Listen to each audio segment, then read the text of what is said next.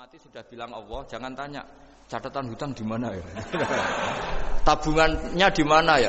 Terakhir jawab mandiri terus mati lah. Gak boleh ditanya lagi.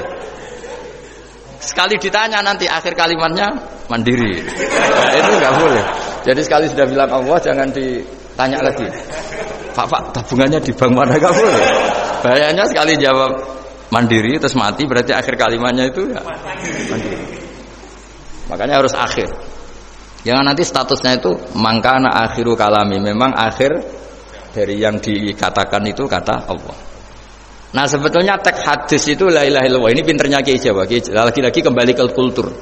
Kiai Jawa itu kiai yang bisa modifikasi kultur. Sebetulnya kalimat hadis itu yang masyhur, itu yang populer itu la ilaha illallah. Tapi Kiai Jawa itu dan itu ngikuti kitab-kitab Arab juga, kitab-kitab. La ilaha illallah itu resikonya tinggi karena di situ kan tiada Tuhan yang berhak disembah kecuali Allah. Ada kata la ilaha ini. Nah takutnya pas la ilaha sudah mati. Nah karena itu ada resiko la ilaha gak khatam, berarti tiada Tuhan. Nah, sehingga karena ini dianggap riskan, ya terus Kiai Jawa ngajari sudah lah, gak usah kepanjangan ya sudah Allah. Jadi itu sudah agak-agak rekayasa lah, agak-agak istihad itu. Maksudnya istihad itu sebenarnya teks panduannya itu la ilaha illallah. Teks panduannya. Tapi kiai-kiai itu tentu yang paling tahu tentang kehendak Nabi karena nekuni ilmu itu lama sekali. Kita ngikuti cara-cara ditentukan para kiai. Karena tadi la ilaha illallah itu kan ada kalimat yang tadi ya, tiada Tuhan kan. Nah, kata tiada Tuhan ini yang dianggap riskan kalau enggak khatam. Daripada potensi itu kiai-kiai ya agak-agak improvisasi lah. Itu memang ya sudahlah Allah. Nah, supaya itu menjadi akhir kalimah, ya saya ulang lagi menjadi apa? Akhir kalimah. Setelah itu kata kitab-kitab jangan tanya hal lain. Ya, sekali ditanya nanti dia akan ngelafatkan hal lain itu. Ya tadi misalnya tabungannya di mana gitu. Bisa jawab sini. Nah, yang ribet kalau wong kuno itu ning laci, ning sorogan. Berarti kalimat terakhirnya ya laci sorogan itu.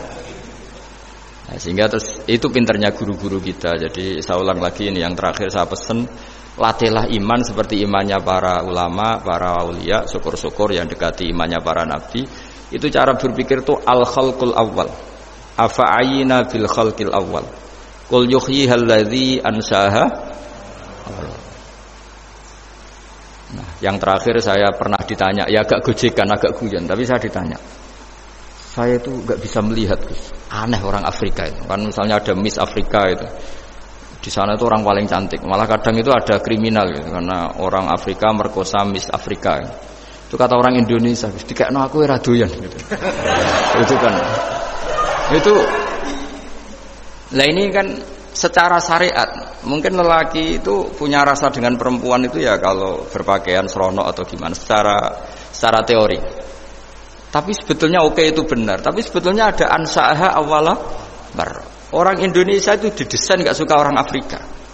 Orang Afrika ya didesain gak suka orang Indonesia. Sehingga orang-orang Afrika kalau melihat orang Indonesia yang paling cantik mungkin ya iskal. Wong cempeh kayak gampang gitu kok cantik. Mungkin perasaannya cowok-cowok Afrika gitu. Itu cantiknya di mana? Orang Indonesia kebalik kan? Kalau cowok-cowok Indonesia ngelihat Miss Afrika itu cantiknya itu nangdi gitu. Kok sampai ada pemerkosaan tuh apa itu? Nah itu menunjukkan Allah yang Maha Kuasa. Allah tuh mendesain gennya orang sana. Beda dengan kita. Ya itu bukti bahwa Allah itu nggak bisa. Ya sudah semuanya itu Allah yang mendesain. Itu bukti bahwa manusia itu bisa apa di depan ke. Orang kayak Afrika kok disuruh bilang cantik, kita kan protes. Cantiknya di mana? Mungkin orang sana juga protes ke kita.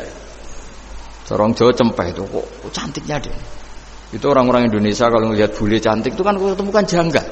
Orang-orang Jogja, bule wayune nang ndi gitu. Kulitnya gitu kan sama mereka juga bilang kita mungkin seperti itu. Itu namanya didesain ansaaha awal apa? Marrah. Sudah memang desainnya seperti itu. Nah di sini supaya kita ingat. Nah, ingat bahwa hati juga gitu. Ketika kita cinta istri itu janggal betul kalau terjadi konflik. Tapi kalau sedang konflik itu janggal betul terjadi perdamaian. Nak lagi mau ngangkel itu ya problem betul. Nah ini di sini pentingnya iman. Orang terus disuruh berdoa ya muqallibal qulub tsabit qalbi ala dini, karena kita tidak tahu cara berpikir. Ada perempuan cantik sering merengut, pecintanya ya banyak, dianggap pemikir serius. Tapi kalau baru gedeng namanya ya merengut, bukan pemikir. Orang senyum itu kita seneng gitu. Tapi kalau baru gak seneng, murahan guyu. Itu jadi manusia itu unik. Hanya sama, tapi cara nganalisis beda. Tinggal sedang seneng apa enggak. Lucu kan? Ada orang anteng di rumah, itu kalau lagi seneng ya, oh itu anteng gak banyak ngeluyur. Tapi baru gak seneng, seneng ngomah ya gue nganggur. Nah, itu kita tidak pernah tahu. Kita simpulkan apa itu tidak pernah tahu. Makanya pernah ada orang wisata datang ke sini tak nasihatin. Orang wisata itu kan seneng di kampung-kampung yang terbelakang gitu, melihat orang manusia pohon, melihat apa. Terus saya bilang, itu kan kasihan kan, masa manusia jadi objek. Bahkan bayangannya ya kalau mereka jadi modern jadi gak menarik kan. Padahal kita yang orang pendidikan kan inginnya mereka terentas lah dari kultur itu. Ya itu kan gak sambung kan. Yang satu bilang unik, masyarakatnya masih unik, masih naik-naik pohon. Tapi bagi orang pendidikan kan tersiksa kan. Ini bangsa kita, warga kita kok masih seperti itu. Makanya orang wisata itu nasihati, kamu kesana itu niat melihat apa niat mengentas? Kalau niat mengentas, tak jamin ada pahala. Enggak Gus, mau niat mengentas. Niatnya baru sekarang apa mulai dulu-dulu? Baru sekarang. Dan ini cerita dari manusia itu semudah itu. Nah, setelah kamu ngaji ini, kamu tidak akan janggal terhadap kenapa Nabi itu begitu santai. Ketika tadi makanan misalnya satu wadah itu cukup untuk orang 300. Sampai Jabir yang ngundang Nabi kan hanya kambing kecil, cukup orang 6. Ternyata Nabi ngajak orang 300 lebih. Tapi Nabi bilang ya sudah semuanya makan cukup. Kata-kata Nabi kan, zaman dulu belum ada beras, belum ada Allah itu bisa kok ngenyangkan malaikat tanpa makan gitu. Susahnya apa ngenyangkan manusianya dengan nasi sedikit itu ya Nabi ya santai aja, semuanya kenyang santai. Ya ini itu iman-iman yang sudah benar-benar awal amarah, sudah Allah tidak harus terdikte oleh nasi. Kalau nasi sedikit harus cukup orang sedikit, kalau banyak harus orang banyak. Allah tidak perlu kena aturan itu semua, tidak perlu. Misalnya ini Tuhan kata kok kamu atur itu gimana, tidak bisa. Saya Pak Bawa karena hanya ngaji ini, insya Allah Anda setelah baca mukjizat keramat itu tidak istilah. Ya, saya kira demikian. Assalamualaikum warahmatullahi wabarakatuh. Waalaikumsalam warahmatullahi wabarakatuh. Terima kasih sekali Gus Baha atas tausiahnya. Terinfo dari panitia ada ratusan pertanyaan Gus. Tapi ya sudah ditulis panitia 2 pertanyaan Gus. Wah, banyak betul. 2 Gus. Baik, saya bacakan langsung 2 atau satu-satu Gus? Langsung 2 aja. Baik, pertanyaan pertama dari Pak Adi, perwakilan dari Blora Gus. Perkembangan sekarang ini banyak penyeramah yang muncul, namun terkadang terjadi perbedaan pendapat di antara mereka, sehingga umat yang baru belajar agama seperti kaum milenial menjadi bingung harus mengikuti pendapat ulama yang mana. Bagaimana menyikapi hal tersebut Gus? Pertanyaan pertama. Pertanyaan kedua dari area Solo Gus, dari Ahmadi Nugroho. Bagaimana cara kita berbakti kepada orang tua yang sudah meninggal, di mana semasa hidup orang tua kita pernah meninggalkan sholat? Pernah apa? Sering? Pernah meninggalkan. Pernah gampang. Ya. Kalau sering itu. Pertanyaannya, apa yang harus dan sebaiknya kita lakukan sebagai anak Gus? Enggak Gus. Yang ngaji di sini itu banyak ya, mulai yang nekuni bisnis apa saja lah, termasuk yang di Grab ya, termasuk Pak Polisi kadang yang ngaji terus ya nggak apa-apa. Dan semua saya itu termasuk kiai yang nggak pati suka ada pertanyaan, bukan karena apa ya, makanya tak batasi 2. Karena pertanyaan itu biasanya itu dipikir dari rumah, terus tema yang pokok itu gak pati dirungokno, sementing kok iso takok. Iya. Sehingga itu ya. Ini nama-nama yang jada tanya, caranya dapat jodoh kan ribet nanti. Makanya ya, tapi ya senang saya ada pertanyaan ya senang. Cuma kenapa saya tidak membuka terbuka karena tema kita kan kiai ya, kiai itu kayak dokter, tahu misalnya saya tadi tema itu supaya orang itu tauhidnya kokoh karena zaman akhir itu yang paling mengkhawatirkan itu apa? Tauhid. Tapi kalau tanya ini diberi hak, itu orang kan sudah punya pikiran sendiri mau ditanyakan, padahal itu subjektivitas dia. Sehingga tanya ya sudah sekadar. Tapi ya nggak apa-apa, tetap saya senang. Cuma nggak boleh banyak-banyak. 2 itu sudah kebanyakan. Yang kedua tak jawab dulu. Ketika kita punya orang tua yang punya hutang, itu yang dibahas Nabi itu hutang dulu. Itu karena hak adami. Hak adami itu tuntutan. Jadi kalau dalam kitab fikih itu ada istilah haqqullah mabniun alal musamahah wa haqqul adami mabniun alal musyahah. Jadi kalau hak Allah itu Allah lebih rileks. Karena Allah itu tidak butuh disembah, tidak butuh dipuja-puja. Allah sudah terlalu besar. Al-Qayyum sudah besar sendiri. Sehingga Allah itu mudah, ngabaikan haknya itu mudah. Tapi kalau hak adami, bawaan manusia itu kalau hartanya dibawa orang itu ingat terus. Sehingga harus diselesaikan. Maka Nabi kalau mau mensolatkan jenazah tanya punya utang enggak. Tapi kalau orang itu misalnya enggak sholat atau apa itu Nabi masih ringan. Yang ditanyakan imannya. Bukan berarti kita nyepelekan sholat enggak, tapi memang agama ini yang diprioritaskan itu hak adami. Sholat itu super penting, bukan penting lagi super penting. Makanya pertanyaan tadi tak luruskan dulu. Anak cucunya itu prioritas itu mikir utang dulu. Karena ini yang hak adami gitu. Ya. Nah setelah utang itu selesai, baru dipikirkan menurut sebagian ulama, anak ini boleh mengqodoi sholat yang ditinggalkan orang tuanya. Atau dikafaroi, misalnya per sholat nilainya sekian terus dibayarkan ke fakir miskin. Nah, tapi pertanyaan seperti ini sepertinya mengganggu. Mengganggu itu begini, takutnya jadi masif. Jadi masif itu gini. Berhubung ada solusinya. Ini yang tanya orang mana tadi itu? Solo. Ini orang Solo ini harus dikasih tahu ini. Berhubung ada solusinya, jangan-jangan kita yang kaya. Misalnya Pak Yusuf atau Bu Sulis kaya. Tuh nak punya tabungan, nak saya tidak usah sholat ya, nanti gampang. Karena per sholat kan nilainya hanya sekian gitu.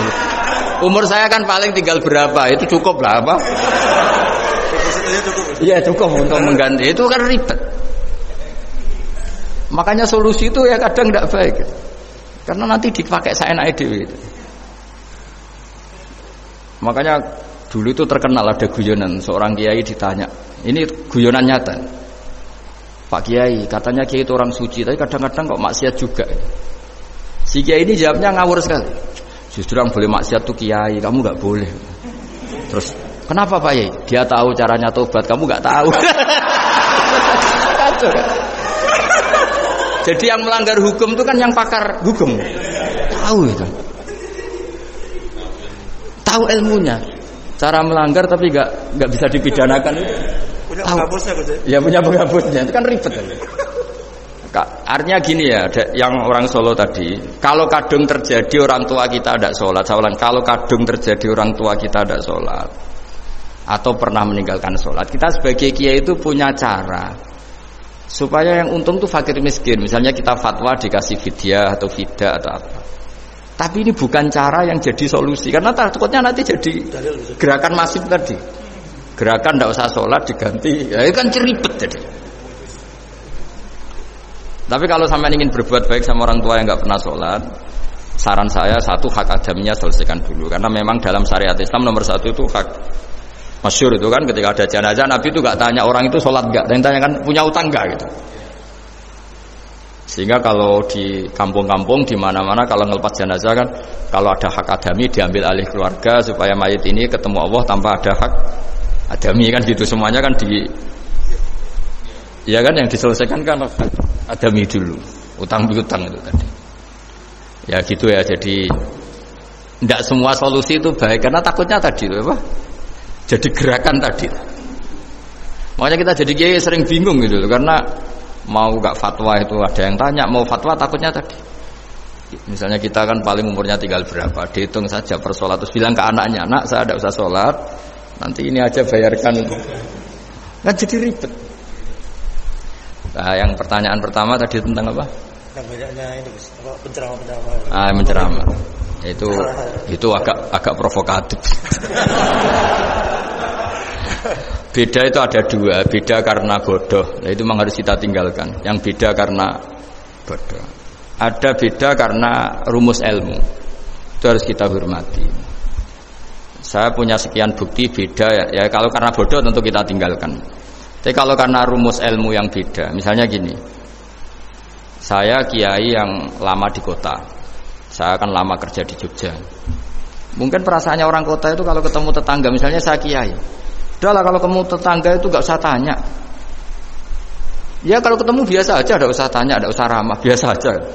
Itu mungkin bagus nasihat itu di kota, karena kalau di kota itu ketemu tonggo takok badhe tempundi mau kemana itu ganggu privasi. Jika bagian dari kebaikan baik sama tetangga ya jangan tanya, karena itu ganggu apa? Privasi. Tapi kalau di kampung dianggap sombong kan nggak tanya. Nah hal-hal seperti ini itu perbedaan karena ilmu. Memang di kota kulturnya seperti itu, di kampung seperti ini. Nah itu bukan perbedaan karena kondisi muqtadul hal. Memang kondisinya berbeda. Ya kondisinya apa? Berbeda. Misalnya saya sebagai kiai kan bayangkan kiai itu suka lah ngaji ibadah. Terus kamu karena orang kota sukanya pizza tuh. Gus, kesini Gus ayo naik makan pizza bareng kan saya malah terganggu. Kamu niatnya hormat tapi ganggu karena nah. Jika dulu sahabat, ini cerita sahabat. Ada sahabat yang ditanya tabiin itu generasi setelah sahabat. Sifli wajah Rasulillah, tolong jelaskan ke kami wajah Rasulillah sallallahu alaihi wasallam. Ini sahabatnya nangis. Oh maaf sekali, saya tuh gak pernah melihat wajahnya Nabi meskipun saya berpuluh-puluh tahun jadi sahabat. Juga gak pernah sowan Nabi. Saya sering jamaah sama beliau. Ditanya kenapa? Saya itu sungkan. Beliau terlalu wibawa. Jadi bentuk penghormatan sahabat ini ke Nabi justru gak berani melihat wajahnya. Dan bukti penghormatan pada Nabi dia gak pernah sowan. Nabi itu punya anak, punya istri, punya cucu. Kalau sowan itu ganggu. Jika dia cara berpikir ya itu bentuk hormatnya. Ya itu ya sah saja dia cara berpikir ditakdir begitu. Tapi ada beberapa sahabat yang justru saking cintanya sering melihat wajah Nabi, sering sowan Nabi. Itu haknya dia cara berpikir begitu. Ya kira-kira seperti itu. Jadi perbedaan itu ada dua. Ada yang karena bodoh, itu tidak kita ikuti. Tapi ada perbedaan karena pengetahuan. Ya kalau karena pengetahuan harus kita ikuti karena memang itu ya itu kan urusan sudut pandang. Dulu ketika Mekah dikuasai Sayyidina Umar, setelah Fathu Mekah dan Umar sudah kuat betul, itu banyak sahabat yang dulunya orang Mekah itu sama Umar disuratin, cobalah kembali ke Mekah. Di Mekah itu kamu sholat di Masjid Haram sebagaimana 1000 sholat. Sekarang Mekah aman milik kamu, silahkan kembali ke Mekah. Tapi jawabnya sahabat itu nggak mau. Paling di Mekah hanya dapat pahala 1000 sholat. Tapi kalau mengislamkan orang di daerah-daerah pedalaman itu dakbul ambiya.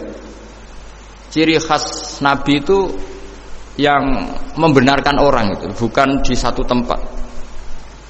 Terus sampai nambahi surat ini, wa alam anal ardo lam tuqaddis ahad, dan bumi itu tidak bisa loh mensucikan orang. Abu Lahab itu orang Mekah, Abu Jahal orang Mekah, tapi tetap begitu. Akhirnya jenis ini berpikir, ya sudah lah, gak di Mekah gak apa-apa. Andai kan Mekah itu bisa mensucikan orang, gak ada Abu Jahal, gak ada Abu Lahab. Akhirnya para sahabat gak kembali ke Mekah, tapi berkelana ke Syria, ke Syam. Akhirnya ada Islam di mana-mana. Tapi ada juga yang Mekah itu kota suci, harus diisi orang-orang suci supaya yang brengsek-brengsek gak di sana. Ya sudah, cara berpikir begitu. Nah ini cerita ya. Jadi sudah, kalau perbedaan karena ilmu,